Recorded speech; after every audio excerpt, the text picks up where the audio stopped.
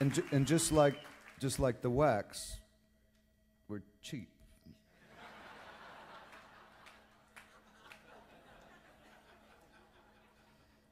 And you need to reapply. But outside of the money, I have to admit, if I think about it, outside of any money we've donated, I think the biggest contribution that we may have in the future is the way we address our business. And in touring, as a touring company and in a business, you know, if you would have told me as a 15-year-old meeting Mark that someday I would know what an LLC is, a limited liability corporation, I would tell you to get fucked, 'cause but I do, and that's good.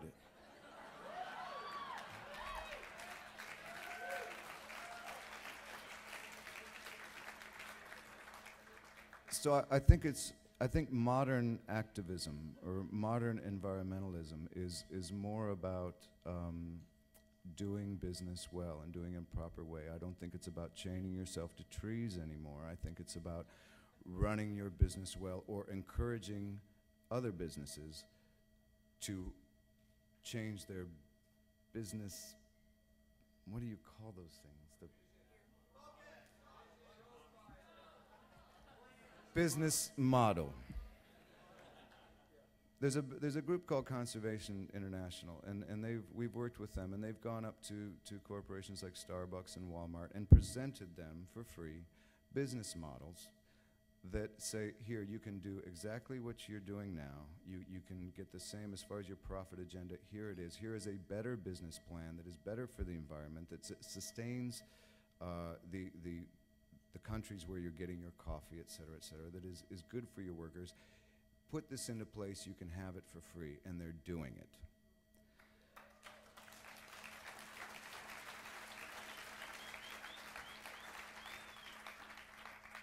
And I know that some of you here, I'll mention that, you know, we used to sell something called records.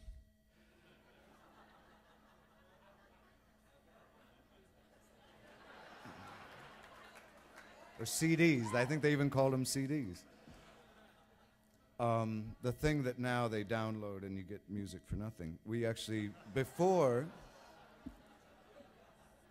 there was a formidable income stream that was a residue of this trade interaction. I'm really glad we gave money away at that time. And all I want to say is that, you know, for you people, you know, these tremendous people in this room, tremendous things that you offer us. If there's any kind of overflow, or even if it's just at the top of the cup, you know, I guarantee you, speaking from the other side, if you give large amounts away, when it dries up, I guarantee you will never regret giving away a dime.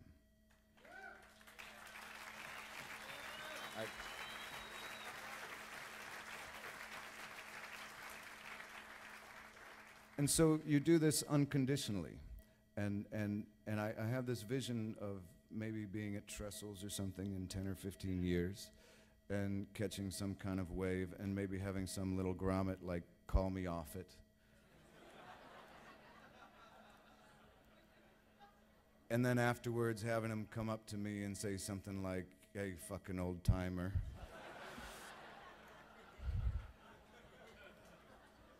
Having no idea that maybe me or some of these other people, if this happens to you, were responsible for saving the actual wave that he's calling you off of.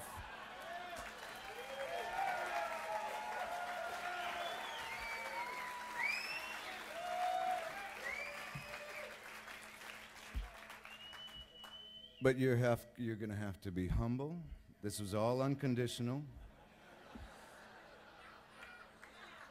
And you're going to have to be cool. And I'm just going to have to take my board and hit him up the fucking side of the head, because that's bullshit. You got to respect your elders.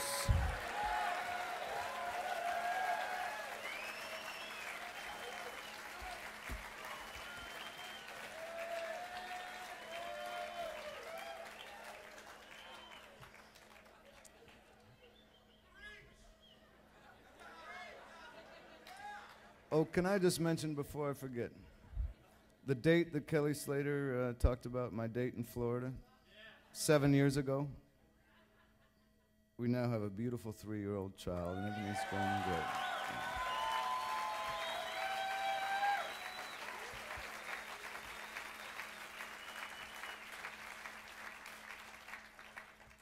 We're still on that date.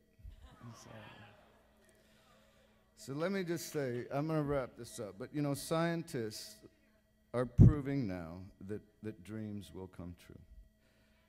And people are finally accepting this proof, and the only bad news is that these dreams are nightmares.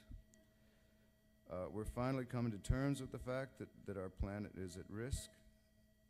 Scientists first brought evidence to DC and briefed Congress on global climate change in the mid-1980s. And this administration has gone out of its way to refute that evidence, to stifle and edit environmental reports that were critical of industry, and fired those who wouldn't agree to do the bidding of multinational corporations. Personally, myself and many others feel that this is criminal.